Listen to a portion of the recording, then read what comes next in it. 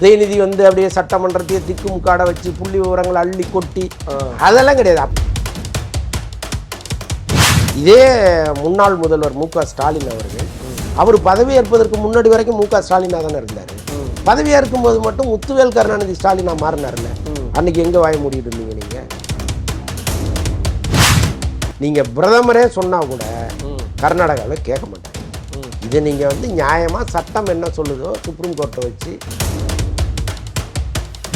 இன்னைக்கு உதயநிதி கைதுங்கிறது நாளைக்கு விஜய் கைதாக கூட மாறலாம். புரியுதா உங்களுக்கு? இந்த பழிவாங்கல் நடவடிக்கைங்கிறது முதல்ல லஞ்சத்தை ஒழித்ததுங்க. அது வந்து முற்றிலும் ஒழிக்க முடியாத புறையோடி போயிருக்கிற ஒரு புண்ணு. அதை வந்து இன்னைக்கு ஓரளவுக்கு ஒரு 40% காலையில் வந்துட்டு சாயங்காலம் போகிற வரைக்கும் தொடர்ந்து எல்லாத்தையுமே அப்சர்வ் பண்ணிகிட்டு இருக்காரு. அந்த நாலேஜை ஸ்டோர் பண்ண பிறகு கட்டாயமாக அவரும் இறங்கி அடிப்பார். அணை கட்டும் பிரச்சனையா இப்போதான் ரொம்ப சீரியஸாக போயிட்டு இருக்கிற பிரச்சனை இது. நம்மளோட தமிழக முதல்வர் கர்நாடகா போயிட்டு அங்கே இருக்கக்கூடிய மற்ற கட்சிகளை பார்க்கணும்னு நீங்கள் ஆசைப்படுறீங்களா? ஐ மீன் அவளுக்கு நடக்கணுமா இல்லை வேணாமா, என்ன நினைக்கிறீங்க? இல்லைங்க, அதாவது எம்ஜிஆர் காலத்தில் அது இருந்துச்சு, கலைஞர் காலத்தில் கூட இருந்துச்சு. என்னன்னா ரெண்டு முதல்வர்களும் ஒரு பரஸ்பர நட்பில் இருப்பாங்க. இப்போ இங்கே நம்ம கடைமடை பகுதிகளில் தண்ணி வரல, விவசாயம் வந்து பாதிக்கப்படுது அப்படின்னா ரொம்ப சைலண்ட்டாக கிளம்பி பெங்களூர் போய் அங்கே இருக்கிற முதலமைச்சரை சந்தித்து ஒரு டீயை குடிச்சிட்டு கொஞ்சம் தண்ணியை திறந்து விடுங்கன்ட்டு வந்துடுவாங்க. அவங்க என்ன பண்ணுவாங்க, முதலமைச்சரே நம்ம தேடி வந்தார், இப்போ ஒரு குறிப்பிட்ட அளவு தண்ணியை திறந்து விடுங்கன்னு சொல்லுவாங்க. இது காலகாலமாக நடந்துகிட்டு இருந்தது. எம்ஜிஆர் பண்ணியிருக்கிறாரு, கலைஞர் பண்ணியிருக்காரு, இது எல்லாமே நடந்தது தான். ஜெயலலிதா அம்மா வந்து தான் எதுக்கு ஒவ்வொரு முறையும் நம்ம கெஞ்சிக்கிட்டு இருக்கணும், சுப்ரீம் கோர்ட்டில் வழக்கு போடுங்கன்னு அவங்க அன்னைக்கு வழக்கு போட்டாங்க. இதே திமுக ஜெயலலிதா அவர்கள் தவறான ஒரு முன்னுதாரணத்தை ஏற்படுத்திட்டாரு, 2 மாநிலங்களுக்கு நடுவில் ஒரு மிகப்பெரிய பிரிவினையை அவர் தூண்டிட்டாருலாம் விமர்சனம் பண்ணாங்க. ஆனால் அவங்க வெற்றி பெற்ற பிறகு காவிரி நீர் மேலாண்மை வாரியம் அமைக்கப்பட்ட பிறகு இவங்களே வந்து பாராட்ட வார்த்தைகள் இல்லைனாலும் மௌனமாக அதை பாராட்டிட்டு தான் இருந்தாங்க. ஏன்னா நமக்கான தண்ணி ரைட் ராயலாக வந்துட்டு இருக்கு. இன்னைக்கு பெங்களூரே வந்து காஞ்சி கிடக்கு. இப்போ அவங்களும் அங்கேயும் நம்ம தமிழர்கள் நிறைய பேர் இருக்காங்க. பெங்களூரும் வந்து கடுமையான வறட்சியில் இருக்குது. அவங்களுக்கு குடிநீரே சில நேரம் கிடைக்காத சூழ்நிலையெல்லாம் இருக்குது. அப்போ அவங்க என்ன பண்ணுவாங்கன்னா, நமக்கே தண்ணி இல்லாதப்போ நம்ம எதுக்கு அவங்களுக்கு கூட முடியும் அப்படின்னு கேட்பாங்க. அதெல்லாம் நியாயமான கேள்விகள். அப்போ இதை சட்ட ரீதியாக நீங்கள் அணுகாமல் பெரிய அளவுக்கு சாட்டையை சொல்லிட்டாமல் அந்த முதலமைச்சரை போய் பார்த்து நீங்கள் பேசுனீங்கன்னா அது கொஞ்சம் ஏதோ ஒரு ஒரு ஒரு 100 டிஎம்சி வர வேண்டிய இடத்துல ஒரு 20-30 டிஎம்சியாவது தண்ணியை திறந்து விடுவாங்க. ஸோ இதுதான் வந்து விஜய் நினைச்சது. பட் என்னன்னா சிடி நிர்மல்குமார் அமைச்சர் என்ன சொல்கிறாருன்னா, அந்த முதலமைச்சர் சிவகுமார் அவர்களுக்கும் இங்கே இருக்கிற முன்னாள் முதல்வர் மு.க. ஸ்டாலின் அவர்களுக்கும் ஒரு நெருங்கிய நட்பு இருக்குது, இவர் தான் வந்து இந்த சந்திப்பையே கெடுத்து விட்டாரு அப்படின்னா அவர் சொல்கிறாரு. அது எந்த அளவுக்கு உண்மை இருக்குங்கிறது சம்மந்தப்பட்டவர்களுக்கு தான் தெரியும். இப்போ இயற்கை என்ன பண்ணுது, சரி இவ்வளோ பெரிய பிரச்சனைக்கு நடுவில் நம்மளே மழை பொழிஞ்சிட்டோம்னா பிரச்சனை இல்லாமல் போயிருமேன்னு நினச்சி தண்ணியை அங்கே திறந்து விட்டாங்க, வேறு வழி இல்லாமல் திறந்து விட்டாங்க. இப்போ இவங்க என்ன கேட்குறாங்கன்னா, நமக்கு வர வேண்டிய தண்ணியை ரைட் ராயலாக கேட்காம இந்த உபரி நீரை வாங்குறதுல என்ன அர்த்தம் இருக்குது அப்படின்னு கேட்குறாங்க. இது எல்லாமே வந்து அரசியல் ரீதியாக கேட்கப்படுகிற கேள்விகள். இதை தாண்டி ப்ராக்டிக்கலாக என்னங்கிறத நம்ம பார்க்கணும். அதேமாதிரி மேகதாது அணை விவகாரத்தில் ஒரு நீர்வளத்துறை அமைச்சர், மத்திய அமைச்சர் வந்து ஒரு கருத்தை ஒன்று சொல்லிட்டாரு. அவ்வளோதான் முடிஞ்சு போச்சு, நாளைக்கே அணையை கட்ட போகிறாங்கங்கிற அளவுக்கு இங்கே பொருளையை கிளப்பி விட்டாங்க. கடைசியில் என்னாச்சு, மத்திய அரசு இது எதற்குமே அனுமதி கிடையாது, நீங்கள் இந்த உங்கள் திட்ட வரைவே தப்பாக இருக்குன்னு திருப்பி அனுப்பிச்சி விட்டுருச்சு.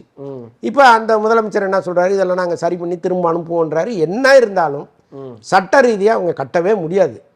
அதை சட்டத்தின்படி இந்த அரசு அணுகுமே தவிர சண்டை போட்டு அணுக வேண்டிய அவசியம் இல்லை. ஏன்னா எப்போவுமே சொல்லப்படுவது தான்.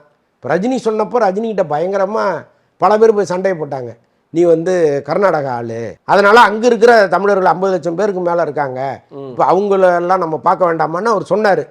அதை ஒரு பெரிய பிரச்சனையாக கொண்டு வந்துட்டாங்க. இவர் அந்த அரசுக்கு சாதகமாக இருக்காருன்னு. உண்மை அதுதான், ப்ராக்டிக்கல் அதுதான். அங்கே ஏராளமான தமிழர்கள் இருக்காங்க, இங்கே ஏராளமான கன்னடர்கள் இருக்காங்க.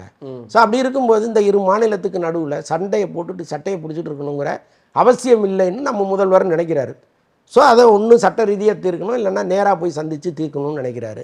ஆனால் இதை வைத்து ஒரு அரசியல் பண்ணணும்னு நினைக்கிறவங்களுக்கு அதெல்லாம் தவறாக போடுது, அவ்வளோதான். ஓகே சார், அவங்க தான் அரசியல் இதை வச்சு தான் அவங்க ஆட்சியவே பிடிச்சிருக்காங்கலாம் ஒரு ஸ்டோரி சொல்லிட்டு இருக்காங்க. ஆனால் அங்கே ஆட்சியை பிடிச்சது காங்கிரஸ் ஆட்சியை பிடிச்சதுல இந்த மேகதாது அணை முன் வச்சு தான் ஆட்சியை பிடிச்சதா சொல்றாங்க. சார் இப்போ இந்த விஷயம் எப்படி எடுத்துட்டு போனா சால்வ் ஆகும்னு நினைக்கிறீங்க? ஏன்னா ஏகப்பட்ட பேர் சொல்றாங்க விஜய் அவர்கள் நம்மளோட உரிமையெல்லாம் விட்டு கொடுத்துட்டாருன்னு சொல்றாங்க. உங்களுக்கு அப்படி தோணுதா? இல்லை, அதெல்லாம் ஒரு உரிமையை விட்டு கொடுக்கலங்க. இவங்கள மாதிரி ரோட்டில் வந்து போராடணும், கத்திட்டு இருக்கணும்னு இவங்க நினைக்கிறாங்க. தினந்தோறும் கத்திக்கிட்டே இருக்கணும், தினந்தோறும் போராடிட்டே இருக்கணும். அதுக்கு அவசியம் இல்லைன்னு அவர் நினைக்கிறார். சட்ட ரீதியாக எல்லாத்தையுமே அனுபவம், சட்ட ரீதியாக பார்த்துக்கலான்னு அவர் நினைக்கிறார். ஸோ அதனால இன்னொன்று வந்து இப்போ பல பேர் கேள்வி கேட்குறாங்க, அங்கே வந்து காங்கிரஸ் தானே ஆளுது, நீங்கள் காங்கிரஸோட கூட்டணி வச்சிருக்கீங்கல்ல, ராகுல் காந்திகிட்ட சொல்லி தண்ணியை விட வேண்டியது தானே அப்படின்னு கேட்குறாங்க. ஏன் இவ்வளவு நாள் திமுகவும் காங்கிரஸ் தான் கூட்டணி வச்சிருந்தது, என்ன காவிரி இஷ்யூ இன்னைக்கா வருது, எத்தனை வருஷமா அங்கே இருக்கு, இதே திமுக ஏன் பண்ணல? அதனால இப்போ அங்கே இருக்கிற காங்கிரஸ்காரர்கள் அவங்களுக்கு தான் ஆதரவாக இருப்பாங்க, இங்கே இருக்கிற காங்கிரஸ்காரர்கள் நமக்கு தான் ஆதரவாக இருப்பாங்க. ஸோ அதனால நீங்கள் வந்து கட்சியெல்லாம் தாண்டினதுங்க இந்த விவகாரம். இதை வந்து இவங்க கட்சியாக பார்க்குறதே முதல்ல அபத்தம். இது கட்சியை தாண்டின விஷயம். நீங்கள் பிரதமரே சொன்னால் கூட கர்நாடகாவில் கேட்க மாட்டாங்க.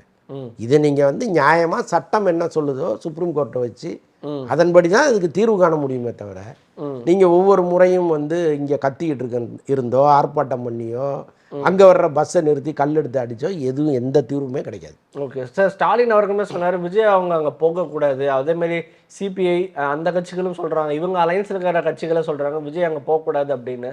என்ன சார் பண்ணலாம்? போகணுமா போகக்கூடாதா? இறுதி இல்லை, அவரே சொல்லிட்டாரு வராதிங்க, இப்போ இருக்கிற சரியில்லை அதனால நீங்கள் வராதிங்கன்னு சொல்லிட்டாரு. அதற்கப்புறம் ஒரு முதலமைச்சர் வந்து வெக்கத்தை விட்டுட்டு போக வேண்டிய அவசியம் இல்லை. ஸோ அதனால் அது விட்டுருங்க. பட் இவங்க சொல்கிறது வந்து போகாதீங்கன்னு சொல்கிறது நல்லதுக்காகவா கெட்டதுக்காகவா நம்ம யோசிக்கணும். ஒரு நல்ல பேரை அவர் வாங்கிட்டாருன்னா அதுக்காக கூட அவங்க வந்து திசை திருப்பி விடலாங்க. ஸோ அதனால் அதை விட்டுருங்க. ஏன்னா இதற்கு முன்பு இருந்த தலைவர்கள் போயிருக்காங்க, இவர் போகணும்னு நினைக்கிறாரு, அவ்வளோதானே. அதிமுகலேருந்து வந்தவங்களுக்கு தாவேக்கால பதவி கொடுத்துருக்காங்க, சில முக்கிய உறுப்பினர்கள்லாம் பதவி கொடுத்துருக்காங்க. இது எப்படி பார்க்குறீங்க சார்? இந்த ஏன்னா பல்வேறு நபர் கிரிட்டிசைஸ் பண்ணுறாங்க, ஏன்னா இவ்வளோ வருஷமாக தாவேக்கால உழைச்சவங்களே இன்னும் பாதி பேர் அதிருப்தியில் இருக்காங்க, எனக்கு பதவி இல்லையா அப்படின்ற மாதிரி. இவங்களுக்கு ஒரு இடம் கொடுத்தது எப்படி பார்க்குறீங்க? இல்லை, அப்படிலாம் கிடையாதுங்க. தாவேக்காவில் இருப்பவர்களுக்கு என்ன மரியாதையோ அதை கட்டாயமாக செய்வோம்னு சொல்லிட்டாங்க. இப்போ அவங்களுக்கு வந்து அரசு பதவியெல்லாம் கொடுக்க முடியாது, கட்சி பதவிகள் தான் கொடுக்க முடியும். இப்போ அதிமுகவிலிருந்து போனவர்களுக்கு இதை செய்தி தொடர்பாளர்கள் பதவி தான் கொடுத்துருக்காங்க. இதை தாண்டி ஒன்றும் பெருசாலாம் பண்ணிடல. ஸோ அதனால் இதை வந்து ஒரு பெரிய பிரச்சனையாக கொண்டு வருவதெல்லாம் அவசியம் இல்லாத ஒன்று. இன்னொன்று வந்து மாற்றுக் கட்சியிலிருந்து வர்றவர்களுக்கு நீங்கள் ஏதாவது ஊக்கப்படுத்துகிற மாதிரி கொடுத்தா தான் தொடர்ந்து அங்கேருந்து வருவாங்க. கட்சியை ஸ்ட்ராங் பண்ணுறது ரொம்ப முக்கியமான ஒரு விஷயமா இருக்கிறதுனால அதையும் நீங்கள் கன்சிடர் பண்ணணும். இப்போ பாருங்கள், போன அமைச்சரவையில் திமுகவில் இருந்த பல அமைச்சர்கள் எல்லாமே அதிமுகவிலேருந்து போனவங்க தான். அப்போ அந்த கட்சி செய்யும்போது சரின்னு நினைக்கிறவங்க இந்த கட்சி செய்யும்போது மட்டும் எப்படி தப்புன்னு சொல்ல முடியும்? அதனால் அது வந்து தவிர்க்க முடியாத ஒரு விஷயம். Okay sir. சார் இப்போ இந்த இடைத்தேர்தல் பற்றி என்ன சார் நினைக்கிறீங்க? எந்த கட்சிக்கு ஒரு அட்வான்டேஜ் இருக்கும்னு நினைக்கிறீங்க? இடைத்தேர்தல் எப்போ வரும்னு தெரியலையே. ஓகே, இருந்தாலுமே அதை ஒட்டி தான் இல்லை, அது வருகிற காலத்தை பொறுத்து தான் நம்ம முடிவு பண்ண முடியும். ஏன்னா இன்னைக்கு சுச்சுவேஷனுக்கு இடைத்தேர்தல் வச்சிங்கன்னா விஜய் தான் ஜெயிப்பார், தாவேக்கா தான் ஜெயிக்கும். இவர்களுடைய செயல்பாடுகள் இதே மாதிரி இருக்கு, மக்கள்கிட்ட வந்து எந்த இடத்துலையும் இவங்க அவர்சனை சம்பாதிக்கலை அப்படிங்கிற சூழ்நிலை வரும்பொழுது பிரச்சனையே கிடையாது.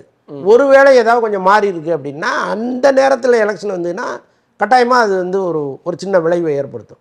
அதனால் அது எப்போ வருதுங்கிறத பொறுத்து தான் அந்த முடிவுக்கு வரும். Okay sir. சார் இப்போ திமுக, அதிமுக, பாஜக அவங்களோட அலைன்ஸ் சேர்ற மாதிரி இருக்கல, திமுக பாஜக என்ன மாதிரி அலைன்ஸ் ஃபார்ம் ஆகும்னு நினைக்கிறீங்க? ஏன்னா திமுக பாஜக கூட்டணி தான் சொல்லிகிட்டே இருக்காங்க, அது நடக்கும்னு நினைக்கிறீங்களா? வேற வழி இல்லையே. இப்போ நீங்கள் ஏதாவது ஒரு தேசிய கட்சியோடு மாநில கட்சி இணைந்து தேர்தலை எதிர்கொள்வது தான் தொடர்ந்து நம்ம பார்க்குறோம். இப்போ திமுக வந்து பிஜேபியோட கூட்டணி இல்லைன்னா காங்கிரஸோடு இருப்பாங்க, காங்கிரஸோட கூட்டணி இல்லைன்னா பிஜேபியோட இருப்பாங்க. எப்போவுமே அவங்க தனித்து இருந்தது கிடையாது. ஸோ அப்படி இருக்கிற பட்சத்தில் இன்னைக்கு காங்கிரஸோடு அவங்க விலகி வெளியில் வந்துட்டாங்க. இந்த சூழ்நிலையில் இப்போ வேற வழி இல்லை, பிஜேபி தான் அவங்க கூட்டணி போகணும். ஆனால் இது வெளிப்படையாக நடக்குமாங்கிறது நமக்கு தெரியல. ஏன்னா இப்போ தமிழகத்தை பொறுத்தளவுக்கு பிஜேபியோடு யார் கூட்டணி வச்சாலும் அவங்கள மக்கள் விரும்புறதில்லை. அதுதான் ஏடிஎம்கே வந்து தொடர்ந்து தோல்விகளை சந்தித்ததுக்கு ஒரு பெரிய காரணமாக இருந்துச்சு. அப்படி இருக்கும்போது அந்த ரிஸ்கை திமுக எடுக்குமாங்கிற ஒரு சந்தேகமும் இருக்கு. ஒருவேளை இப்போ தேர்தலின் போது வெளியிலேருந்து ஆதரவு தர்றோம் அப்படிங்கிற மாதிரி ஏதாவது ஆதரவு கொடுப்பதற்கு வாய்ப்பு இருக்குது. பட் தெரியல, அது அந்த சூழ்நிலையை பொறுத்து தான். ஓகே சார், நம்ம ரீசெண்டாக சமூக வலைத்தளங்களில் போஸ்டர் பார்த்து நீங்கள் பார்த்துருப்பீங்களான்னு தெரியல, ஆக்ட்ரஸ் த்ரிஷா அவர்கள் அரசியல் கொண்டுன்னு சொல்லி சேலமோ திருச்சோன்னு நினைக்கிறேன் ஒரு போஸ்டர் மாதிரி அடித்து ஒட்டியிருந்தாங்க. இந்த மாதிரி நீங்களும் அரசியலுக்கு வரணும், தாவேக்கால இணைந்து செயல் பண்ணும் அப்படின்னு. அதுக்கான வாய்ப்புகள் இருக்குன்னு நினைக்கிறீங்களா? பெரும்பாலும் அதற்கு வாய்ப்புகள் இல்லைன்னு தான் நான் நினைக்கிறேன். இன்னொன்று, இது போன்ற தொண்டர்களை கட்சி விட்டு முதல்ல நீக்கணும். ம் ஏன்னா இப்போ ஏற்கனவே வந்து இந்த கட்சி மீது ஒரு பெரிய அதிருப்தி இருக்குது, ஒரு கிண்டலும் கேலியுமான ஒரு பார்வை இருக்குது. ம் அப்போ இதை நீங்கள் மாற்றணும்னா இது போன்ற விஷயங்களை முன்னெடுக்கிற கட்சி நிர்வாகிகளை முதல்ல கட்சியை விட்டு நீக்கணும். ம் இப்போ அதை வந்து இந்த அரசு செய்யணும். அரசுங்கிறத விட விஜய் அவர்கள் வந்து இதையெல்லாம் கவனித்து யார் இது போன்ற தவறுகளை செய்கிறாங்களோ அவங்கள முதல்ல அவங்க மீது நடவடிக்கை எடுத்தாருன்னா சரியாக இருக்குங்கிறது நம்முடைய கருத்து. வெயிட் பண்ணிப்பாங்க. Okay okay sir. இறுதி கேள்வி சார். சார், விஜய் அவர்களோட ஆட்சியை நீங்கள் இவ்வளோ நாள் பார்த்துருப்பீங்க, ஒரு 100 days கிட்ட ஆயிடுச்சு. இதில் அட்வான்டேஜாக என்ன பார்க்குறீங்க? ஐ மீன் இதெல்லாம் சூப்பராக இருக்குது, இதெல்லாம் இன்னும் நீங்கள் மாற்றிக்கலாம்னா என்னென்ன விஷயங்கள் பார்க்குறீங்க? முதல்ல லஞ்சத்தை ஒழித்ததுங்க. அது வந்து முற்றிலும் ஒழிக்க முடியாத புறையோடி போயிருக்கிற ஒரு புண்ணு. அதை வந்து இன்னைக்கு ஓரளவுக்கு ஒரு 40% ஒரு கொஞ்சம் கம்மி ஒழிச்சு பண்ணியிருக்காங்கன்ற. அதெல்லாம் சாதாரண விஷயமே கிடையாது. அப்படி ஒரு எண்ணத்தை இங்கே உருவாக்குறதே பெரிய கஷ்டம். இப்போ அதை வந்து அவர் பண்ணியிருக்கிறாரு. பல்வேறு துறைகளில் இது வந்து ஒரு பெரிய வேலை நடந்திருக்கு. ஸோ அதற்கு முதல்ல நம்முடைய பாராட்டுகள். அதே மாதிரி வந்து அரசு பணி பல பேர் நீண்ட காலமாக போடப்படாத நிரப்பப்படாத பணிகள்லாம் தொடர்ந்து நிரப்பிட்டே இருக்காங்க. ப்ரொமோஷன்ஸு எதற்குமே பணம் வாங்காமல் பண்ணி கொடுக்குறாங்க. எங்கேயுமே சிபாரிசுகள் கிடையாது. ட்ரான்ஸ்ஃபர் ஆகட்டும், போஸ்டிங் ஆகட்டும், எதற்குமே சிபாரிசுகள் கிடையாது, பணம் கிடையாது. ஸோ இதெல்லாம் ரொம்ப ஆச்சரியமாக இருக்குது. இப்போ தமிழ்நாட்டில் இப்படிலாம் ஒன்று நடக்குமான்னு கனவு கண்டவங்களுக்கு அந்த கனவு இன்னைக்கு பலிச்சிட்டு இருக்கு. ஸோ அதனால் அமைச்சரில் ஒரு 4-5 பேர் ரொம்ப சிறப்பாக பணியாற்றுறாங்க. சில பேர் வந்து ரொம்ப ஆவரேஜாக இருக்காங்க. ஸோ இப்போ அவங்கெல்லாம் யாருன்னு கண்டறிந்து கட்டாயமாக அது ஒரு ஷஃப்லிங் நடக்கும். ஒரு கேள்வியாக வைக்கிறேன். இல்லை ஒரு மாற்றம் நடக்கும். அது அப்போ என்னங்கிறத பார்ப்போம். மற்றபடி இந்த 100 நாள் அரசுங்கிறது கட்டாயமாக ஒரு திருப்திகரமான அரசு. ஏதாவது தப்புகள் இதெல்லாம் மாற்றி இருக்கலாமே, அந்த மாதிரிலாம் ஏதாவது தோணுதுங்களா சார்? இன்னும் கொஞ்சம் விஜய் அவர்கள் பேசலன்றது ஒரு குற்றச்சாட்டு. இல்லை, அது அவர் மெல்ல பயிற்சிக்கு பிறகு அது வரும். ஏன்னா இப்போ தான் வந்து அவர் சட்டசபையில் வந்து எல்லாத்தையுமே கவனிச்சிட்டு இருக்காரு. கட்டாயமாக வந்து அவர் பேச ஆரம்பிப்பார். ஆமாம்மா, அது எல்லாருமே பயிற்சியின் அடிப்படையில் வர்றது தானேங்க. திடீர்னு ஒரே நாளில் வந்துடாது. இல்லை, வராரு, எல்லாத்தையும் அப்சர்வ் பண்ணிட்டு இருக்காரு. நீங்கள் பார்த்தா தெரியும். காலையில் வந்துட்டு சாயங்காலம் போகிற வரைக்கும் தொடர்ந்து எல்லாத்தையுமே அப்சர்வ் பண்ணிட்டு இருக்காரு. அந்த நாலேஜை ஸ்டோர் பண்ண பிறகு கட்டாயமாக அவரும் இறங்கி அடிப்பார். அந்த நாளுக்காக தான் நானும் காத்துக்கேன். சார், இறுதியாக ஒரே ஒரு கேள்வி சார். அமைச்சர்களில் வந்து இருக்க மாட்டாங்க, இதுக்கு மேலே அதே அமைச்சர் இருக்க மாட்டாங்க, சில பேரை மாற்றுறாங்க அப்படின்ற மாதிரிலாம் கேள்விப்படுறோம். எந்தெந்த அமைச்சர்கள் உங்களுக்கு ஏதாவது தெரியுமா? இல்லை, நமக்கு அது உறுதியாக தெரியல. பட் சில அமைச்சர்கள் மீது ஒரு குற்றச்சாட்டு இங்கே இருக்குது. அதை அவரும் பார்க்குறாரு, கேட்குறாரு. ஸோ கட்டாயமாக அது நடக்கும். சார். இவ்வளோ நேரம் இன்டர்வியூ ரொம்ப நல்லா இருந்துச்சு. இதே மாதிரி இன்னும் நேர்காணல் சார். நன்றி.